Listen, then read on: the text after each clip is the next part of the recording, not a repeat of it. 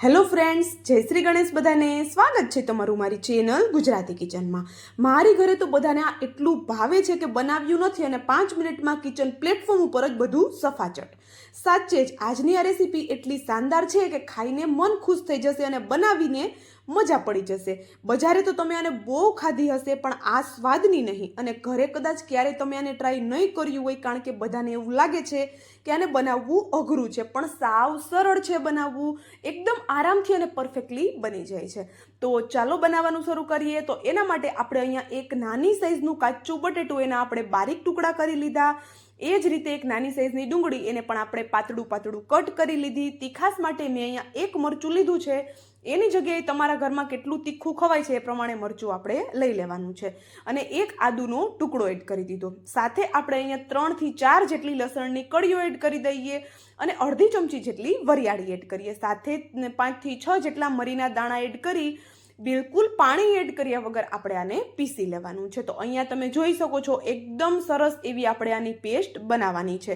બિલકુલ ડુંગળી કે બટેટાના ટુકડા ન રહેવા જોઈએ. તો શરૂઆતમાં ડુંગળી અને બટેટાને એટલા માટે જ આપણે એકદમ બારીક કટ કરેલા હતા, જેથી કરીને એકદમ સરસ એવા એ પીસાઈ જાય. તો અહીંયા આપણી પેસ્ટ તૈયાર છે અને પેસ્ટમાં એક પણ ટુકડો ડુંગળી કે બટેટાનો નથી રહેલો. હવે પેસ્ટમાં જ આપણે લીલા ધાણા એડ કરી દઈએ. થોડા મીઠા લીમડાના પાનને પણ બારીક કટ કરીને એડ કરી શકાય છે, અથવા તો જ્યારે પેસ્ટ બનાવીએ છીએ ત્યારે એમાં મીઠા લીમડાના પાન તમે એડ કરી શકો છો.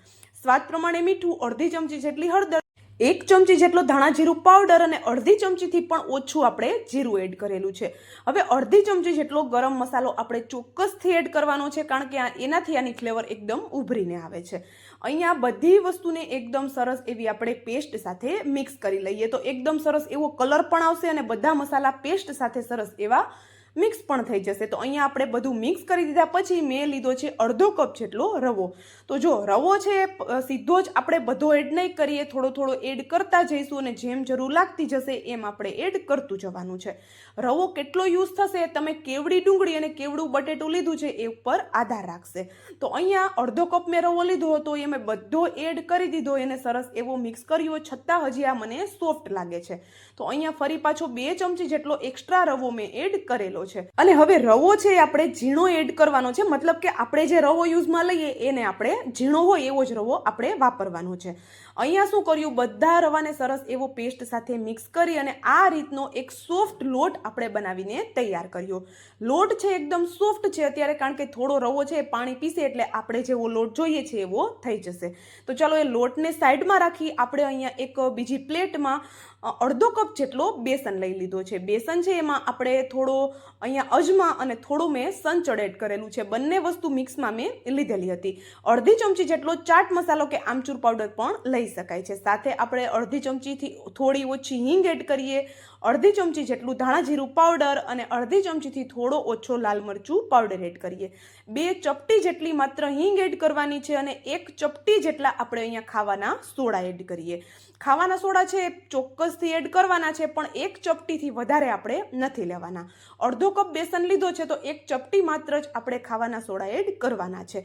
હવે એક નાની ચમચી જેટલું તેલ એડ કરી બધા મસાલાને સરસ એવા બેસન સાથે એક વખત મિક્સ કરી લઈએ.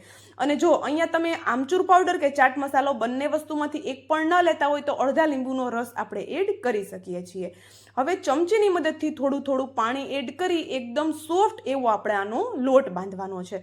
જો આનું બેટર આપણે બિલકુલ નથી બનાવવાનું, લોટ બાંધવાનો છે, એટલા માટે બેસન છે એ વધારે પાણી નથી પીતો. તો શું કરશું, આપણે થોડું થોડું જ પાણી એડ ચમચીથી કરશું, નહીંતર બેસનમાં પાણી ખૂબ જલ્દીથી વધી જતું હોય છે. તો અહીંયા જોઈ શકો છો એકદમ સોફ્ટ એવો આપણે લોટ બાંધીને રેડી કરેલો છે. જેવો લોટ આપણે જે રવામાં બાંધ્યો એવો જ લોટ આપણે બેસનનો બાંધવાનો છે. હવે અહીંયા બેસનના લોટ ઉપર થોડું એવું તેલથી એને કોટ કરી સરસ એવું હાથની મદદથી મસળી લઈએ. વધારે મસળવાની જરૂર નથી, થોડું એવું મિક્સ કરી લઈએ એટલે આપણો લોટ છે પરફેક્ટ એવો થઈ જાય. અહીંયા તમે જોઈ શકતા હશો કે લોટ છે આપણો એકદમ હાથમાં ચીપકે ને એટલો આપણે એને સોફ્ટ રાખેલો છે. તો ચાલો આપણો બેસન છે એ પણ રેડી થઈ ગયો. તો હું તમને નજીકથી પણ બતાવી દઉં કે એકદમ સોફ્ટ રાખેલો છે. હવે એમાંથી આ રીતે નાની નાની સાઈઝના આપણે લુવા કરી લઈએ અને એમાંથી આ રીતના બોલ્સ વાળી લઈએ. તો જોઈ શકો છો આ રીતના થોડા મીડિયમ એવા આપણે એના બોલ્સ વાળી લીધેલા છે.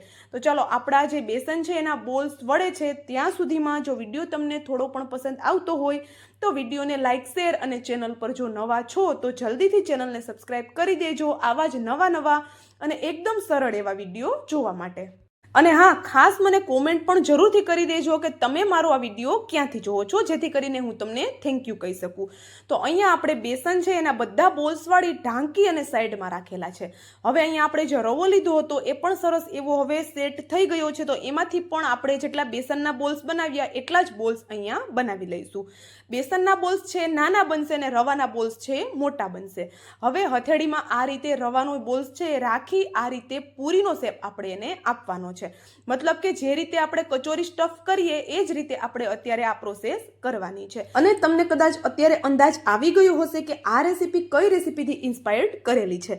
તો અહીંયા શું કર્યું, બોલ્સ છે એ આપણે સેન્ટરમાં રાખી આ રીતે કચોડીનો શેપ આપણે એને આપી દેવાનો છે. અને હા, કદાચ તમે સાચું જ વિચારો છો, આપણે જે રાજ કચોડીની કચોડી હોય એનાથી ઇન્સ્પાયર્ડ આપણે આ રેસીપી બનાવીએ છીએ, પણ એના કરતાં સ્વાદ આનો થોડો અલગ આવે છે, કારણ કે આપણે ઉપરની લેયર છે એકદમ ફ્લેવરફુલ બનાવેલી છે અને રાજ કચોડી હોય છે એમાં સ્ટફ કરવાનું હોય છે, ઘણું બધું ચટણીઓ હોય છે, તો આપણે એવી કોઈ ઝંઝટ આજે નથી કરવાની.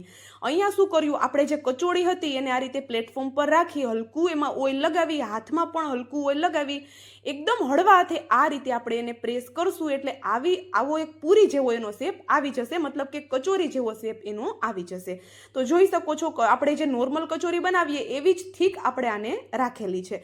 અને ક્યાંય આવી રીતે થોડું આવી રીતે દેખાય તો આપણે એને સરસ એવું ફીલ કરી લેવાનું છે. તો ચાલો આપણી કચોરી છે બનીને રેડી થઈ ગઈ. સેમ એ જ રીતે બધી કચોરી બનાવી અને તમે રાખી શકો છો ઢાંકીને અને પછી તળી શકો છો. અને આ રીતે મારી જેમ એક એક બનાવતા જઈ અને એક એક તળી પણ શકાય છે. હવે તેલ છે તળવા માટે એકદમ ઉકળતું ગરમ હોવું જોઈએ. તેલ સરસ એવું ગરમ હોય ત્યારે જ આપણે આ કચોરી એડ કરવાની છે. હવે શરૂઆતમાં તમને આ ફૂલતી બિલકુલ નહીં દેખાય અને જોઈ શકો છો એક સાઈડથી ક્રિસ્પી પણ થઈ ગઈ, તો આપણે એની સાઈડ પણ ચેન્જ કરી લીધી અને સતત આ રીતે આપણે એની ઉપર તેલ રેડતા રહેવાનું છે. અને થોડી વારે આપણે એને પલટાવતા રહેવાનું છે. જેવું તમે આ કચોરી છે ઉપરથી થોડી ક્રિસ્પી થવા લાગશે એકદમ સરસ એવી ફૂલી અને આવી બલૂન જેવી થઈ જશે. જોઈ શકતા હશો તમે સરસ એવી કચોરી ફૂલી ગઈ છે અને કલર પણ એટલો શાનદાર આવ્યો છે અને સ્વાદ તો તમને હું આનો શું કહું એટલો જોરદાર આવે છે. બેસનની જે ફિલિંગ છે, જે સ્ટફિંગ છે એ તમે જેટલું ચટપટું બનાવશો એટલી ખાવામાં ટેસ્ટી આ કચોરી તમને લાગવાની છે. અને ઉપરની લેયર તો પહેલેથી જ આપણે એકદમ ચટપટી બનાવેલી છે. તો બધી કચોરી આ જ રીતે ફૂલવાની છે. કોઈ આપણે આમાં રોકેટ સાયન્સ નથી. બસ વિડીયોમાં જે નાની વાત જણાવી એનું ધ્યાન રાખશો એટલે પહેલી જ વારમાં પરફેક્ટ આવી કચોડી બનીને તૈયાર થશે. નોર્મલ બટેટાની કચોડી કે પછી પ્યાઝ કચોડી તો બહુ ખાધી હશે. આ રીતે બેસનની કચોડી બનાવી જુઓ, એટલી શાનદાર બને છે કે તમારું મન ખુશ થઈ જશે. તો જો આપણી કચોડી તૈયાર છે, વિડીયો ગમ્યો હોય તો લાઇક, શેર, સબસ્ક્રાઈબ જરૂરથી કરજો. અને હા, રેસીપી ટ્રાય પણ જરૂરથી કરજો. તો ચાલો હવે મળશું આવા જ એક નવા વિડીયો સાથે. ત્યાં સુધી જય શ્રી ગણેશ બધાને and thank you for watching.